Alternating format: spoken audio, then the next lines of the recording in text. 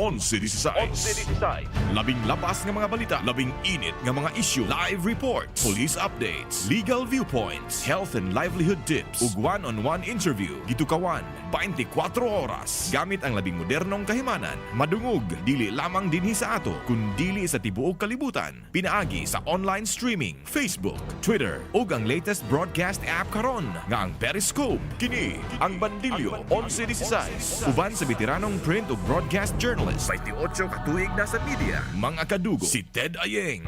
Live! Si Ted Ayeng live! Dinhi sa Bandilyo 11-16. Dytr Bohol Radio, the only source of truth we know. Fearless but fair in every word, you are the voice that must be heard. Dytr Bohol Radio, siding with the people and the truth we know. Your true friend, your true radio, from Bohol to the world. Nothing beats Bohol Radio. From the chocolate hills of Carmen Town to Pengla White Shores, all around every home and every road, you carry every story told. Dytr Bohol Radio, the only source of truth we know. Oh yeah. Standing strong for all, from Bohol to the world, nothing beats Bohol Radio. Dytr Bohol Radio, your true friend, your true radio.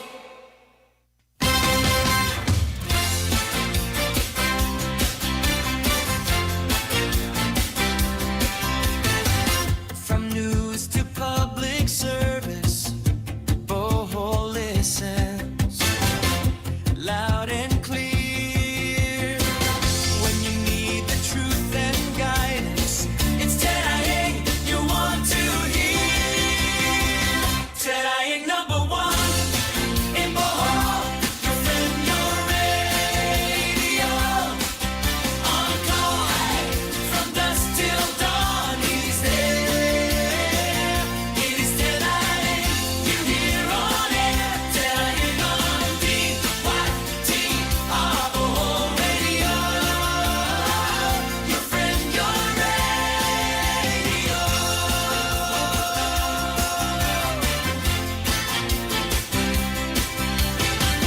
When the island needs he's the voice that leads the way in every home and every barangay. Ted Ayeng saves your day. Kini ang tinuod ni radyo from Bohol to the world.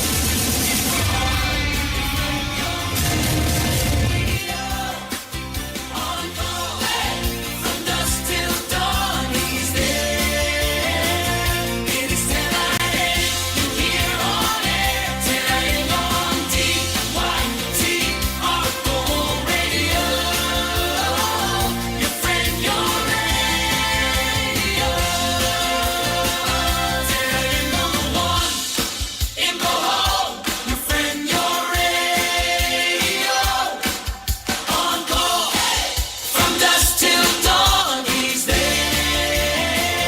It is Ted Ayeng you hear on air. Ted Ayeng on Dytr Bohol Radio, your friend, your radio.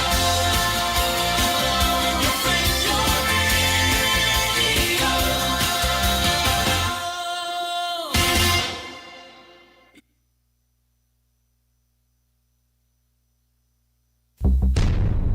Ted Ayeng live Bandilyo 11-16. Kini ang tinuod ni radyo from Bohol to the world.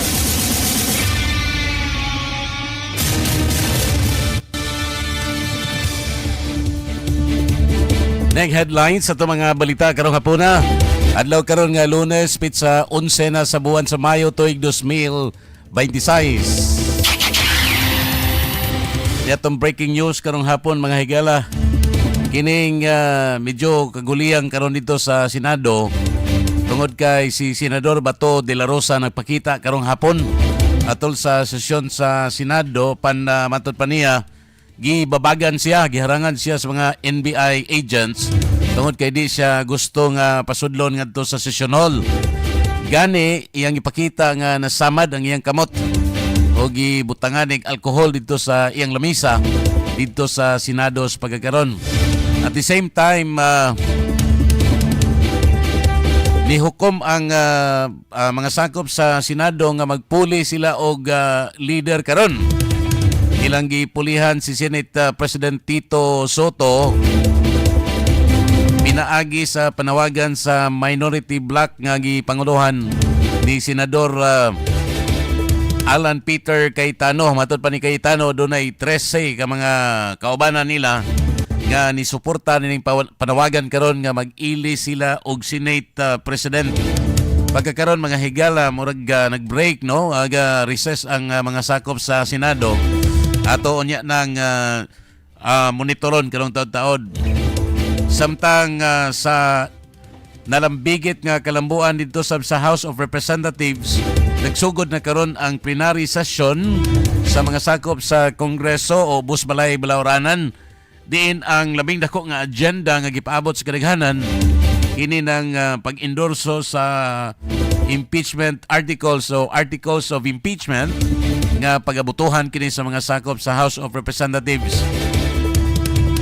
Dinhi sa ato gibanabana nga dinhi sa atong lalawigan duha ka mga kongresista ang moboto nga yes sa impeachment, samtang duha sab ka mga kongresista ang gipaabot o gituhuan nga moboto og no.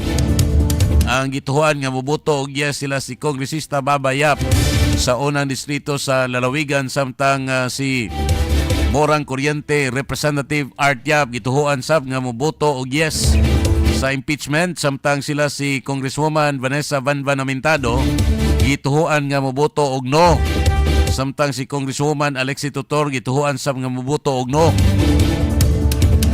Mani ang labing dagko nga mga kalihukan og mga kalambuan nga atong gibantayan karon dito sa Kaulohan. Atubangan ining pagbukas sa sesyon sa Kongreso.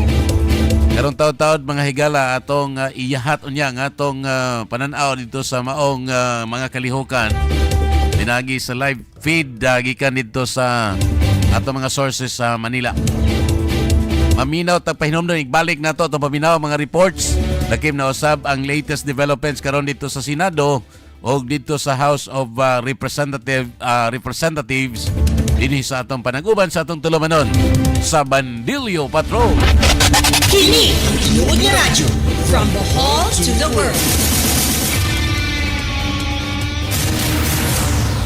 www.eytrbohol.com. From Bohol to the world. Jimmy Mukasim, Poblasyon Kabakan, Cotabato, 49 years old. February 7, 2025, nagpa-laboratory ko, nakita sa result na above the normal creatinine. So worried talaga ako. Hindi na ako nagdalawang isip na nag-take ako ng EXL Makabuhay Plus. Almost 2 months, nagpa-lab test ako uli, nagbaba talaga yung kriya ko. 130, nag-normal siya ng 76. Malaking tulong ito sa investment ng buhay ko para sa pamilya ko. Daghang salamat. EXL Makabuhay Plus. Try mo.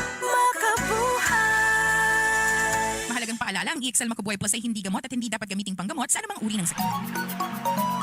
Enjoy new beginning, where the sun keeps on shining. It's a perfect destination to share with everyone.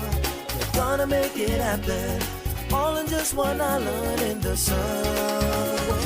Island City Mall, get everything you wish for. Island City Mall, come shop and have some fun. Island City Mall, you can't resist the feeling of love in every moment at Island City Mall. www.eytrbohol.com. From Bohol to the world.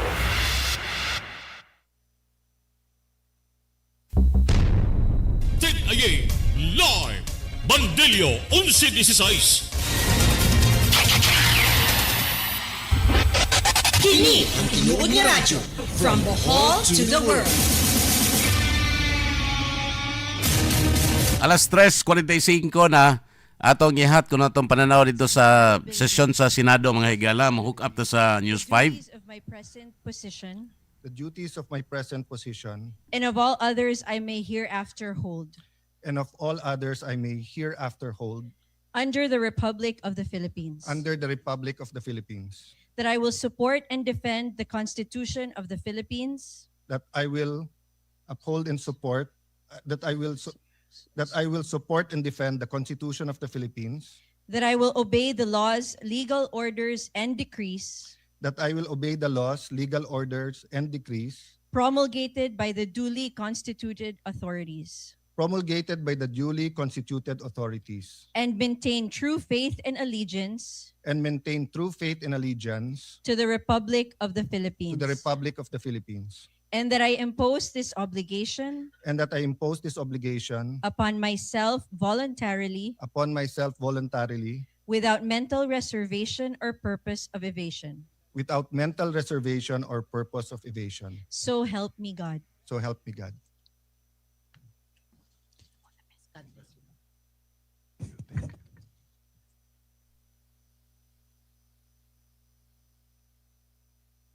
Ato nabati mga higala si Senador Alan Peter Cayetano nga ni take oath or ni nanumpa siya mag-ong katundanan isip bag-o nga Senate President. Ato ba nga ni Camille Villar, Senador Camille Villar. Mo ni magmatuod karon nga nag-change og liderato ang Senado ning mga orasa mga higala ning crucial kayong yugto no sa atong kasaysayan sa Pilipinas. Samtang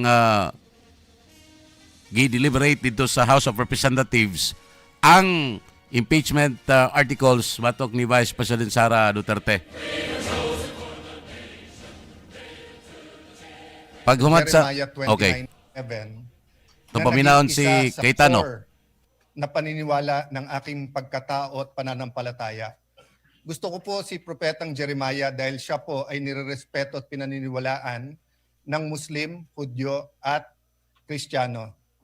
Sa mundo ngayon na in crisis, buong mundo na in crisis because of the US-Iran-Israel war, napakahirap minsan paniwalaan na may magandang plano. But I'm always reminded that though people may be liars, God never lies. Though we may be weak, He is strong. But we are reminded that if He has a plan, we have to do the right thing. So let me be explicit. Our job together, my job, is to serve you, dear senators, to serve this nation, to serve God above all, and to do what is right. Napakahirap kung tutuusin po ang dinadaanan ng henerasyon na to. Kagabi po, kausap ko po ang pamangkin ni Senator Jinggoy, anak po ni Jackie, si Manu. Nakita po niya ako ng 2006 or 2007 or 2008 nung binisita ko ang kanyang lolo. At sabi ko sa kanya, grabe pala pinagdaanan ng generation nyo. During Duterte's time, depending on your lens, it was a human rights crisis. If you're pro-Duterte, it's a crisis of drugs, where illegal drugs did not only steal lives, did not only steal dreams, but it wrecked communities, it wrecked our government. Of course, if you are from the anti-Duterte lens, the human rights crisis was in the extrajudicial killings. But after enjoying almost 9 years of unprecedented economic prosperity, during the Aquino time to the Duterte time, inabot po tayo ng pandemic. So from the human rights crisis to a health pandemic crisis. Nagli-lift pa lang ang COVID, nangyari na po ang Ukraine-Russia conflict. Sa mundo na mga kabataan na to ay naniniwalang hindi na posible ang World War III, ay suddenly may major conflict in the West. And then you fast forward. the crisis of the Philippines when it comes to corruption and flood control. The biggest corruption scandal in our country. Hindi pa ho tapos yan, nangyari yung Iran, US, Israel. And then, our young people have to face the prospect of a changing world through AI. And while we are worrying, leaders around the world in Canada, India, US, Australia are excited of AI. They said that it will bring in a new wave of millionaires, billionaires. It will bring in high-quality jobs. Pero tayo po ba'y naghahanda na? We might not feel the crisis here in the session hall. But our people, may it be the Grab drivers, the tricycle drivers, jeepney drivers, yung maliliit na kalendriya, yung mga beneficiaries ng 4Ps, ramdam na nila. So nung kinamayan po ako ng former Senate President Subiri, sabi niya, hindi siya naiinggit sa trabaho dahil mahirap po ito. But I take a step forward, my dear colleagues, and offer myself to serve you. Just as Senate President Soto said, that he is here to serve everyone, not only the majority, not only the minority.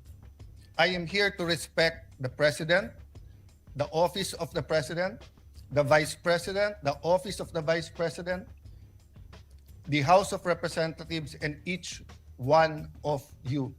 In every crisis, there are big winners and there are big losers. Unfortunately, it is the poorest of the poor who is always the losers. So I urge all of you, let's unite, let's discuss. Before us might be the impeachment, let it make it very clear. May mga lumabas sa news, and hindi ko kayo sinisisi kung sinasabi niyo sa news na ang pagpalit ng leadership ay tungkol sa impeachment. Hindi po. The impeachment is enshrined in the Constitution. The Bible says, the truth shall set us free. We want to be free from poverty. We want to be free from corruption. We want to be free from a government that is busy fighting its own people or the people fighting each other. Hindi to Facebook, hindi to social media na pwedeng bawat minuto may nagbabanatan. In real life, in the non-digital life, we have to be here for each other. It doesn't mean anything if we are we're devout Muslims or we're devout Catholics or devout evangelicals if we cannot love each other. In the Senate, we might not like each other, but I think we can work each other and we can love each other. So let me make it clear, the impeachment will be much, much more than dismissing a complaint because of political affiliation. And it's also much, much more than convicting someone without evidence. Parehong hindi pwede yun.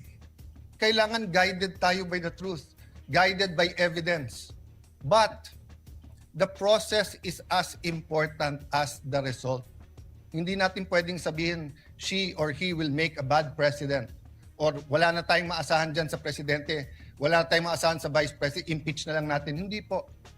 The Senate is also on trial. So, dear colleagues, as we ask God to guide us and help us, I'd like to thank all of you who supported me today. I will do my job. But I'd also like to reach out to all my colleagues here today. Ngayon lang naman po tayo na may divisions dahil mabigat ang politika. Pero actually, we've worked together. And if we could only go back 20 years and then go back now, can we go to 20 years from now? And let me tell you what I told the group last night nung nag-meeting kami. Basta't lahat ng gagawin natin, huwag tayong magsisisi. Huwag tayong gagawa na pagsisisihan natin.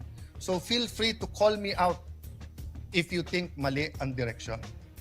So dear colleagues, again, thank you. God bless you. Maraming salamat sa inyo lahat. Session is suspended for me. Watong acceptance sa speech ni Senate bag-o nga Senate President karon nga si Alan Peter Cayetano human magkudita mga higala si Tito Soto sa butong 13, no? At ako nang ibalik ang atong kanito, kadyot doy. Agi-suspend ang sesyon sa Senado human sa iyang pag-take out o sa iyang pagdawat ng bag-ong katungdanan karon, formerly si Alan Peter Cayetano mao ang minority floor leader dito sa Senado. Karon nga nabalitad na ning posisyon karon dito sa Senado, mga higala. 13 na kabuok ang supposedly minority, 13 sila kabuok. Unsa may mahimong desisyon pod sa House of Representatives sa nikaha.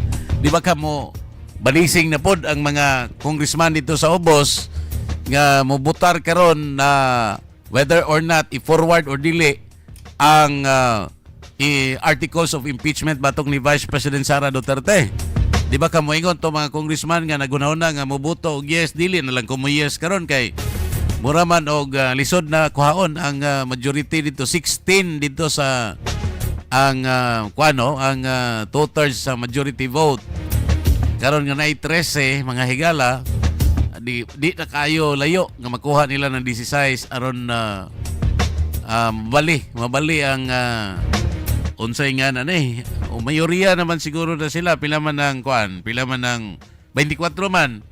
So 24 13 mayoriya na sila, mao nang na kodita, so wala na chance ng og kana may basihan na to maglisod na ng impeachment og ipasa na dito sa Senado. So unsa may tabuan ng kuan karon, di ba kapo di mo dayon ng uban nga nakaunahon mag-yes, di ba? Kay og mo yes pagkakaroon nya way chance na nga modaog pa na dito Senado kay na ilog naman ang liderato dito Senado. Unsa may mapala nimo? Well, makakuha siguro ka sa kuan, makakuha siguro ka sa mga projects, pero mahitaboan na inigdaog ni BP Sara kay naaman lang mayoriya sa Senado. Di kita ma-impeach si BP Sara kay naaman nilang mayoriya na karon. So di ma-impeach si BP Sara, so di ma-impeach si BP Sara, ay mo siyang presidente 2028. Mao ba, ha? Di ba? O, ingana ang pinakaduol nga kalkulasyon anang maong panghitabo karon mga higalas kodita dito Senado.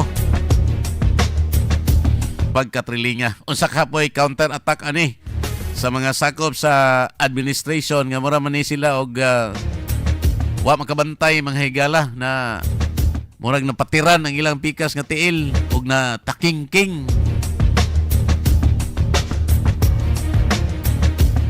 Atong tag na 2 minutos lang sa di pa mga alas 4 samtang atong gihiwat ang mabalik ang sesyon sa Senado. Ato sa paminahon karon ang mga detalye sa atong mga reports gikan dito sa tagsa-tagsa nila ka mga AOR, ha? Atong unahon karon si Jomer Pikit dia. Atong unahon ning report gikan ni ni Ivy Malisa Balyo gikan dito sa Middle East. Sa atong Middle East updates. Kadugong IV Iban Dulyo mo. Gikasuko ni US President Donald Trump ang tubag sa Iran sa gisugyot nga kasabutan sa Washington nga iyang gihulagway nga totally unacceptable o dili niya kini madawat. Sa pahayag sa Iranian state media, gipanalipdan sa Tehran ang ilang posisyon ug gingong ang plano sa Estados Unidos nagkinahanglan sa pag-surrender sa Iran ngadto sa kahakog ni Trump. Samtang nagpadayon ang tensyon, matod ni Israeli Prime Minister Benjamin Netanyahu sa programang 60 Minutes sa CBS nga wa pa matapos ang gubat batok sa Iran. Matod ni Netanyahu, kinahanglan nga kuhaon ang enriched uranium sa Iran ug bungkagon ang mga pasilidad niini sa uranium enrichment. Dugang paniya nga usa sa kasabutan mao ang labing maayong paagi aron makuha ang nasangpit nga materyales apan wala siya maghatag og takdang panahon kung kanus akin ni mahitabo. Usa sa mga nagunang issue sa negosasyon mao ang nuclear program sa Iran. Gusto sa Estados Unidos nga hingpit nga hunungon sa Tehran ang programa apan niinsister ang Iran nga kung adunay restriksyon kinahanglan kining limitado lamang sulod sa pipila ka tuig. Dugang pa, gusto ni Trump nga kuhaon sa Estados Unidos ang kustodiya sa 400 ka kilo nga highly enriched uranium stockpile sa Iran apan gisalikway kini sa Tehran. Sa bahin sa Strait of Hormuz, gusto sa Iran nga himong formal ang kontrol niini sa shipping route, lakip na ang pagpatuman og transit fee sa mga barkong moagi niini. Gipangay usab ang Sa Tehran, nga tangtangon sa Estados Unidos ang blockade batok sa mga Iranian ports, apan giingon ni Trump nga magpadayon ang blockade hangtod anuday maabot nga kasabutan. Nangayo usab ang Iran og sanction relief ug pag-unfreeze sa $20 billion nga assets isip kabahin sa permanenteng kasabutan. Lakip sa ilang gipangayo ang damage fee nga mokabat og $270 billion alang sa kadaot ginahimo sa mga pangatake sa US ug Israel. Gipaningkamutan usab sa Estados Unidos nga pugnan ang suporta sa Iran ngadto sa mga kaalyado niini sa rehiyon, lakip ang Hezbollah sa Lebanon ug Hamas sa Gaza, samtang gusto usab sa Washington nga limitahan ang ballistic missile program sa Tehran.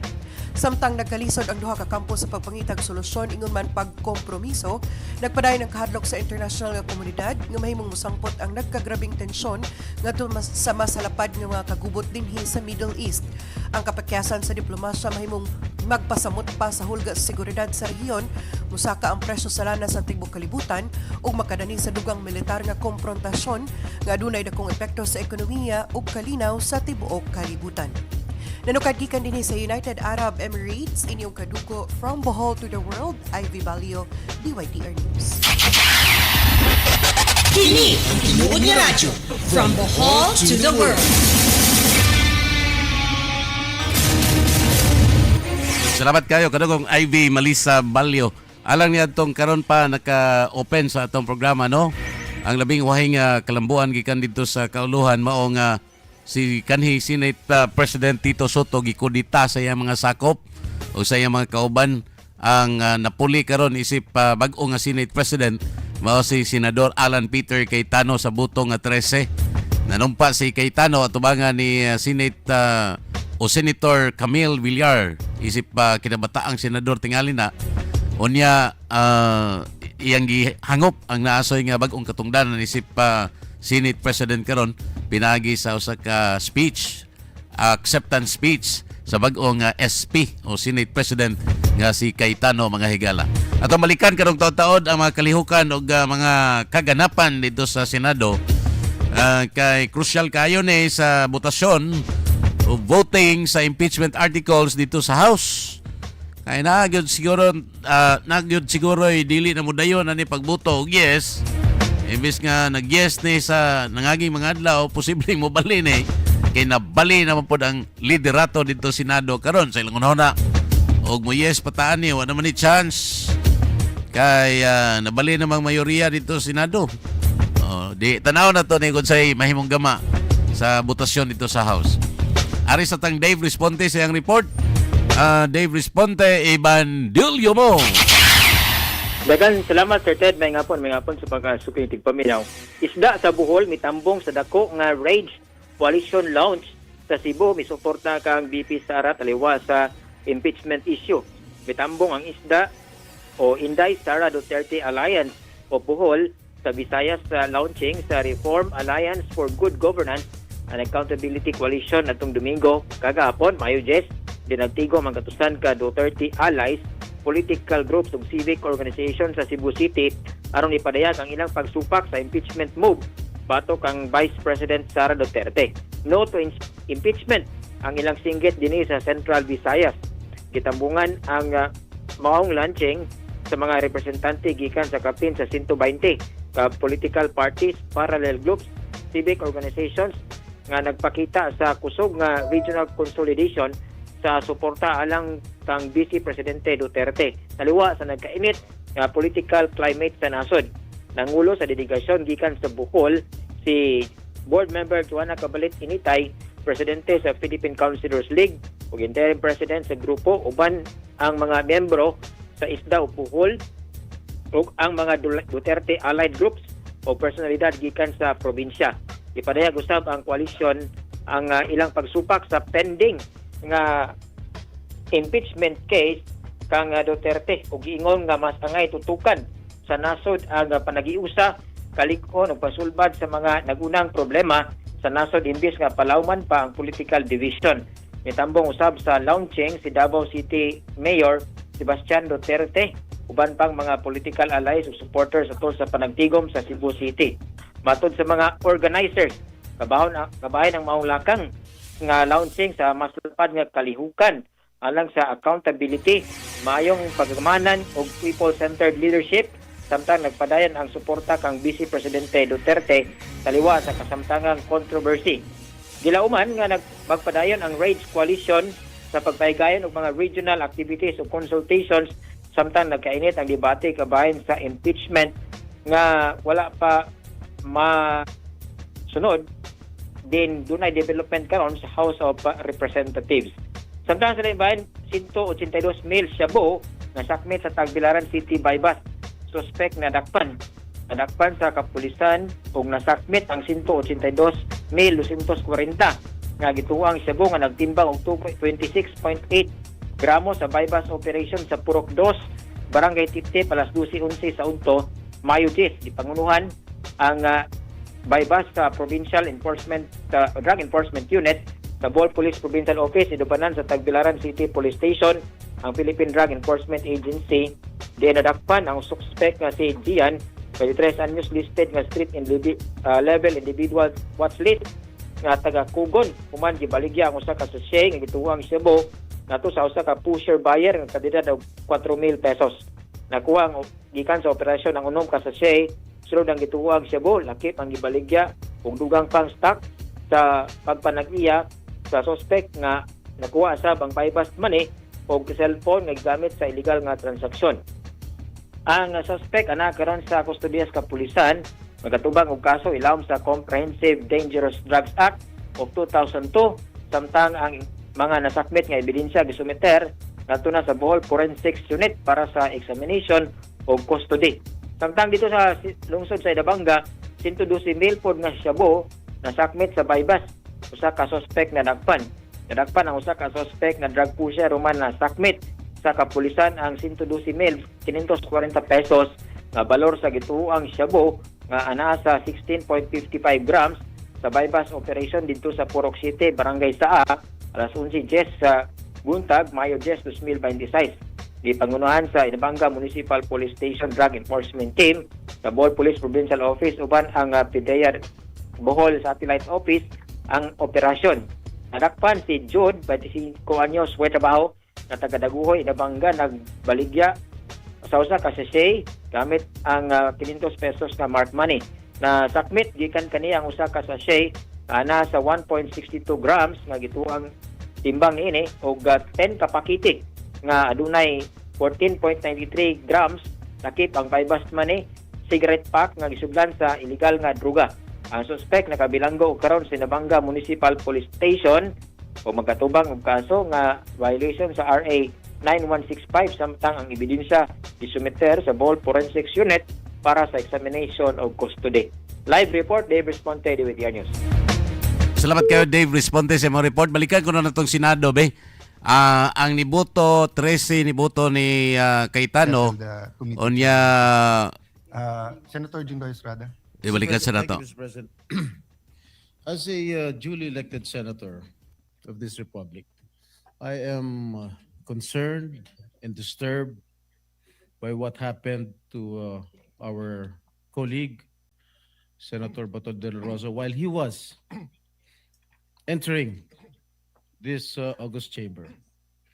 And when he entered this August chamber, according to him, he was wrestled by some members of the National Bureau of Investigation. How can we allow other people to wrestle or even not to let him or preventing him to enter this August chamber? Ano ang ginagawa ng Sergeant at Arms? Bakit nila pinapayagan ito na gawin ito sa isang senador? Isang halal na senador.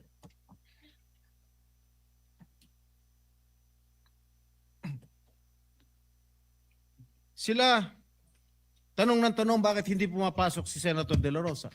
Ngayon at pumapasok, pinipigilan na pumasok. I am so concerned. Kahit siguro miyembro ng majority, minority, basta inabuso ng kahit sino naman ng isang halal na senador, pagtatangkol ko rin. Ngayon, gusto ko lang po malaman, kung bakit hinaharas ang pagpasok ni Senator De La Rosa dito sa kapulungan na ito. May I know the answer? Maybe we can suspend the rules and ask the Sergeant at Arms what really transpired when Senator De La Rosa was about to enter the Senate hall. Mr. President, dear colleagues, I requested the Sergeant at Arms when we were on break before you elected this representation to review the footage of the CCTV. Has it been reviewed? Yeah. So since it has been reviewed, will you be ready to answer what happened? Factually lang. Yeah. Is there any objection to suspend the rules so that we can hear directly from the Sergeant at Arms? He's ready to give a report given that he saw the CCTV footage. Yeah. With the permission of the body, if there's no objection. Yes, there's no objection. Dytr live. The former Senate President. Yes. There was a motion, Mr. Former Senate President, after I inquired with the Sergeant of Arms. He has viewed the CCTV and has saw what happened. So he will just tell us and give us a report if there's no objection. Well, I have reservations, Mr. President, because it has never been done in the Senate. We have not suspended the rules while in plenary just to talk to the Sergeant at Arms. We can do it after the adjournment. Why don't we do it the usual way, which is let's adjourn and then conduct a hearing of the Senate and ask the Sergeant at Arms. Well, two reasons, former Mr. President. Number one, it's also never been done that a senator being prevented to attend and being wrestled. Number two, in the past, we have suspended the rules and asked members of the executive. So actually, I don't think there are going to be interpolations of grilling or if ever it's through me. But I think it's a matter of the survival of the Senate, because if we cannot even be assured that we can come to the sessional. I also want to ask the Sergeant of Arms, is it true that there are still agents of the NBI who are in fact still inside the Senate? And what is their business here, being here? Yes, that is with the... your... Go ahead. Go ahead. Senator. I'm sorry, sir. No, Senator Bato was just raising his hand. I was will- about to say, I don't think it was the Sergeant at Arms who was preventing Senator De La Rosa. It was some elements from Yes. another agency, not the Sergeant at I Arms. agree, Mr. President. That's why my statement is we will allow him to give a report based on the CCTV that he has examined as our... With your permission, Senator Soto, can we recognize Senator Bato? Yeah, sure. Before acting on your reservation. Right. Yeah, thank you, Mr. President. As of now, Mr. President, Antonio Trillanes and some NBI operatives are still at the library, Mr. President. May I move that the Sergeant at Arms remove these people from the vicinity of the Senate? Mr. President, dear colleagues, Senator Trillanes, as a former member of the Senate, is welcome in the Senate and will of course be given due courtesy unless he has... he is part of the harassment, unless Mr. he President. is part of the harassment. So Kasama niya. You gave me that Siya answer. ang nagawa sa Yes. NBI na harangin ako dito. So Bakit natin hayaan siya nandito yes, siya? with that clarification, is there any objection that we ask we will ask the NBI to leave except for the person or people who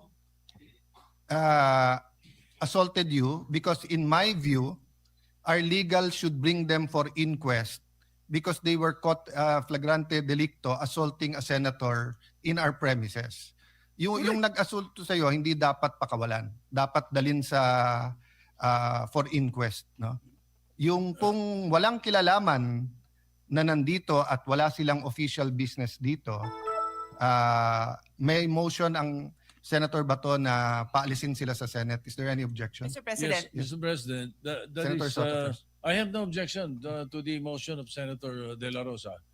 As a matter of fact, I will probably support this motion. But parliamentary rules dictate that we settle first the Yes, previous yes, motion. yes, There is a yes. pending motion Kaya hindi Yes. pwedeng patungan ng lesser Yes. motion.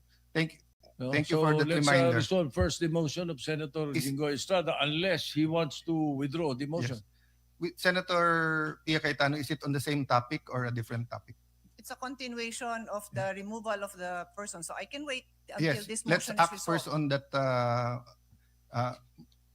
Senator Estrada, may I ask if you can withdraw because I think mas urgent na umalis na muna yung mga NBI. Then we can have a short huddle with the Sergeant at Arms whether we will ask him to report here officially. Mr. President, Yes. if I may, Yes. sana bago sila paalisin, i-identify muna natin yung mga Exactly. nagharang sa akin at i-inquest natin. Yes. Papailan natin ng kaso bago sila paalisin dito lahat. Dahil para tayong king queen dito. Yes. In-assault na tayo dito sa ating opisina. Tapos walang mangyari. Paalisin lang natin. We have to arrest them. Yeah, let me clarify, Senator Bato. That's my point a while ago. Papaalisin yung mga walang kilalaman sa pag-assault sa iyo. And that is not limited to those who threw punches or wrestled you. Meaning if they are in conspiracy together in trying to prevent you from attending the I session. am sure Trillanes is involved, Mr. President. Then Andyan siya then Tama sila. my suggestion is to consult with the legal and to bring them for inquest. No? But before that, I will follow the suggestion of Senator Soto. Can we first dispose or withdraw muna? Mr. President, I withdraw my previous motion. So since the motion is withdrawn, Senator Pia. Yes. I think this is what the Senate President had in mind in any case. Let me just put on record, I think Senator Bato will also welcome this. Before removing anyone who is not involved, we have to determine who is involved and who is not involved. Obviously, I think that's quite obvious, but to be clear with the instructions of the Senate President, everybody here should be dealt with because they are here for a reason. We need to hear from them. They should give their testimony kung bakit sila nandito, sino ang nagpapunta sa kanila dito, ano ang instructions sa kanila, kahit tumayo lang sila dito, we want to know why are they here. So just to be clear, I'm pretty sure that is what the Senate President meant, but perhaps we can instruct our legal team very carefully bago paalisin. Pati yung identification nila, yung official identification nila, baka may mag-missing in action dyan. We just want to be clear that everyone who had who even witnessed, even if they were just a witness, we would want to have access to them, Mr. President. Yes. Thank you. Let me clarify. No? If the committees themselves can hold in direct or indirect contempt unruly guests, may they be witnesses, may they be our employees or whatsoever, basta't non-members ng Senate, lalo na pwedeng mag-direct or indirect contempt dito sa Senado. But we are dealing with two separate things, whether what they did was contemptuous, and then secondly, whether there was a criminal offense committed within our premises in front of our faces that gives us the right for an arrest and ask the DOJ for an inquest. That is why I think the Sergeant at Arms took our instructions a while ago, not only to view the video, but to conduct an immediate investigation. Maybe we can have a 2-minute suspension and consult with the Sergeant of Arms kung nasaan na yung investigation nila. Before we ask anyone to leave the Senate. Tama si Senator Bato at Senator Pia. Baka paalisin natin pero baka naman sila yung dapat arestuhin. No? So we'll suspend for 1 minute. Live! Pastila nagka-thrilling ni mga higala. Okay, siyempre, si Bato, siya good mao'y assault, siya good mao'y harangan ko no, amot, yun sa siya, sukmag ba, but nakita mo to nato kaganiha nga, nagkadugo ang iyang kamot, patuan mga nitong alcohol tong iyang kamot, tungod kay nagkadugo, I do not know, yun sa to, no? Nagsinukmagay baka sila dito, or giunsa siya pagharang, no? Kaya matod pa sa allegation ni Bato nga sa dihang musod nang ta siya session hall giharang siya sa mga NBI agents. Unya iyang gisulti karon nga naa po kuno dito si Trillanes, kanay senador Trillanes, mga kaigsuonan. Live! Bilib ko ning Trillanes, no? Howd kay ni siya, bisag wala na siya power, wala na siya katungdanan, pero pwede na dahil nga na siya nga pananglitag siya mag-orchestrate anang kalihukan sa NBI, mag-orchestrate siya or magsugo-sugo siya anang mga taga-NBI. Matod pang bato. Sure, magkuno siya nga appeals Trillanes na itong maong kalaki, mga higala, pagbabag niya dito sa pultahan Senado. Oh. Bro, ngilngiga po rin Trillanes, most durable. Maunsa gini, pila na ka administrasyon na nakalabay. Naagihapon siya. O pagsamok ba ning iyang, usay tawag na to ani, pagsamok-samok ba ni? Pero, di succeed yun siya, no? Nga, naagihapon siya, mag-apil-apil gihapon siya sa mga kalihukan, mga higala sa atong paggobyerno. Live! Wato na nato karon og madakpan ba tong mga NBI agents kay maraman og lesser ang aksyon, mara magwa mo take og aksyon dayon ang Sergeant at Arms sa Senado. Kaya nga maghuhat pa to sila. Maghuhat ka to sila nga kay ba magito sila nga kukuron to sila. Pangutanan na to karong naa pa baghatong mga tawhana pila to sila kabuok. Ha? O nakasibat na po to sila including si Trillanes, mga higala, nakasibat gikan sa premises sa Senado. Live! Sakto tong giyong bato, oy kuyawa ko dani matawana. Niya nagud sa atong poder. Ilang poder na to dito, mga senador, mga higala, pero nahimo gihapon nila sa pagharang, pagbugal-bugal, no? Ang usa ka elected official like Senator Bato de la Rosa. Nya, ironical pa gyud kayo kay while gipangita man kanila sa bato, nga na ba, no? Gipangita man kanila sa bato, karon nga namutungan na po sa bato, ilan na pong harangan. Kay nahibaw man sila nga, nahibaw na siguro sila nga doon na ikudita magpanghitabo ni Tito Soto.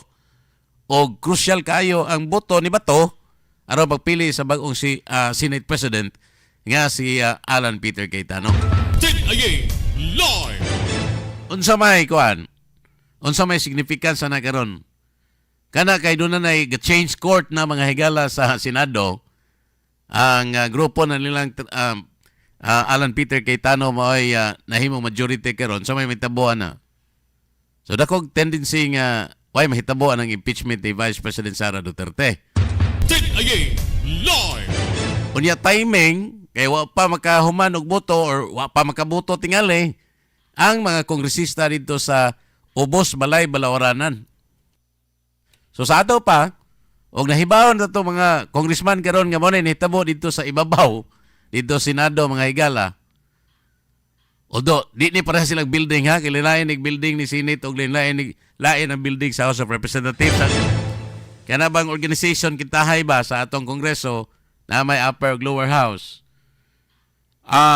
Og mahibaw ang mga congressman nga nag-change court na ang liderato dito Senado, magpabilin pa baka sila sa indesisyon, magbutar og yes alang sa impeachment ni Vice President Sara Duterte. Manay pangutana diha. Kaya og magpabilin ni sila unya dili ma-impeach si Sara sa may mahitabo nila sa 2028. Live! Dinilang sa ato, no? Dinilang sa ato nga giingog na ay duha unta ka congressman maka nga posibleng muyes na pwede duha nga mo no. Mao pa gihapon na ang kamada nga makita nato karon kung mahinayon ang voting, mga higala, sa articles of impeachment sa plenaryo sa House of Representatives. Manay mana nga crucial kayo ni mao panghitabo karon. This is mura ni siya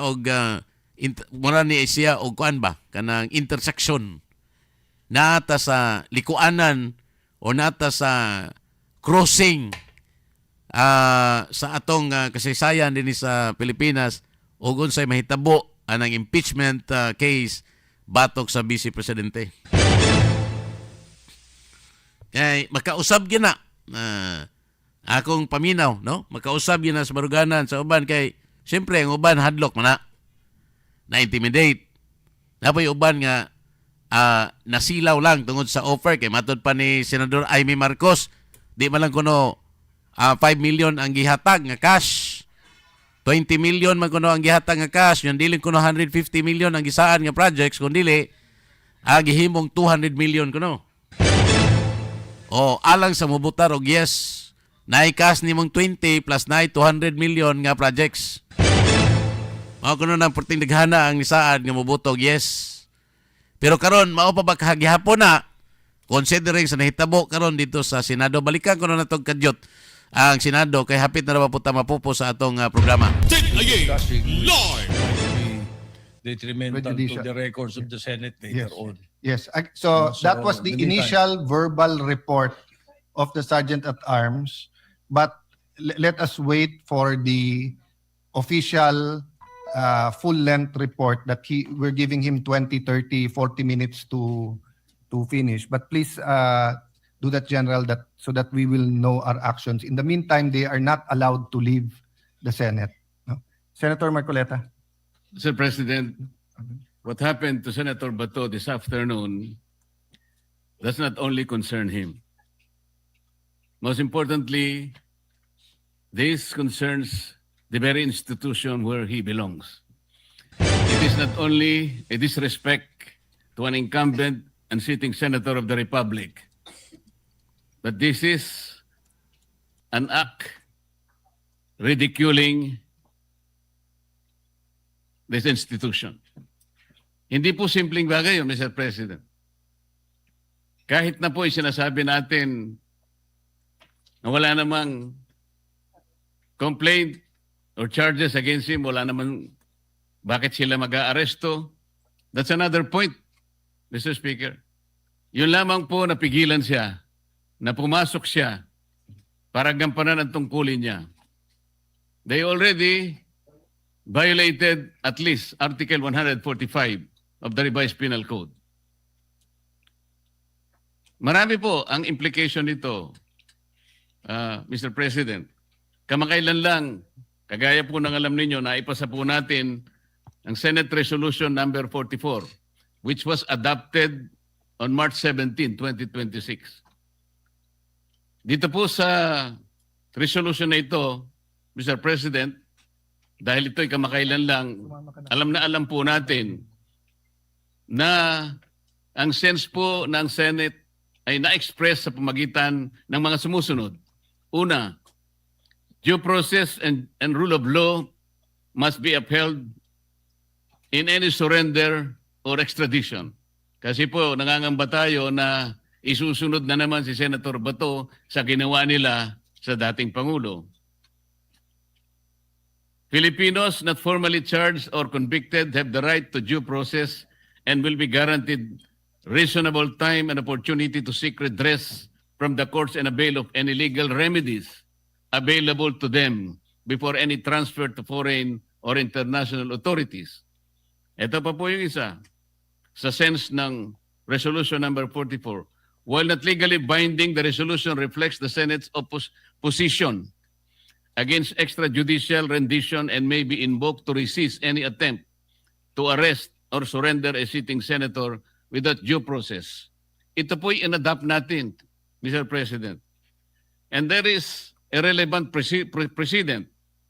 Halimbawa po, yung binanggit kanina, former Senator Trillanes, noong 2018, Mr. President, former Senator Antonio Trillanes avoided arrest by submitting to Senate custody after his amnesty was void. Waigala, tunabati si Senador Marcoleta sa iyang reaksyon ining nahitabo karon ni Senador Bato de la Rosa sa iyang pagsuo dito sa Senado karong hapon. Wala man tayo oras ato ning padayonon sa pag-monitor aron nga ugma ato ning himay-himayon pod no sa atong mga tulumanon dinhi sa atong istasyon. Sa sa mga kaubanan sa Technical Department IT sa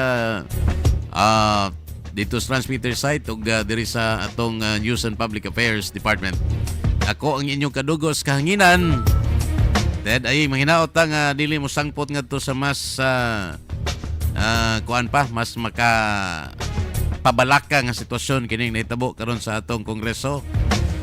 Labi na diya sa Senado. Ug unsa magkahay nilugdangan ini ato ning monitoron. Salamat og maayong hapon kanatong tanan.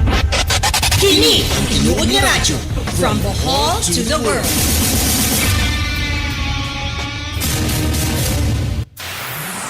www.eytrbohol.com. From Bohol to the world.